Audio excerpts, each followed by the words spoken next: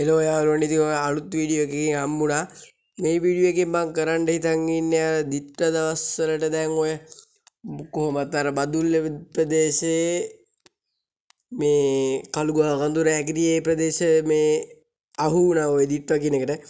ඔය දැන් ෆොටෝ වල පේනවද ඔය ගල් එහෙම ඇවිල්ලා තිනවා.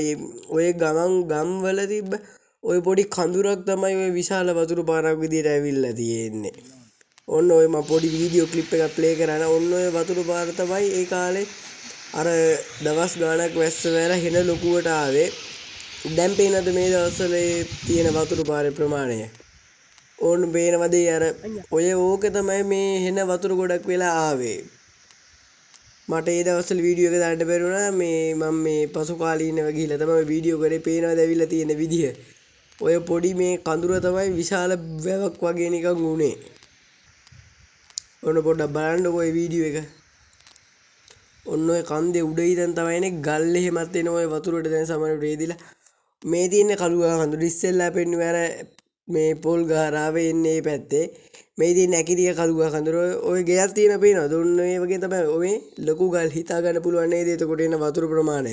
මෙච්චර ලොකු ගලක් එනවා කියන්නේ ඉතින් අර පේනද ලාවට බිත්තියක් තියෙනවා ගේකට අල්ලලා. ඒ ඉන්නේ ඉතින් ඔය දුප්පත් ජනතාව සාමාන්‍ය. ඔය පේනවද? ගේ ඇසේ අර දාලා තිබ්බ බඩු තමයි ඔය. ඔන්න මම වීඩියෝ එකක් ප්ලේ කරන්න. ඒකේ පොඩ්ඩක් බලන්න. ඔන්න ඔය වීඩියෝ එකේ ප්ලේ වෙන පේනවද?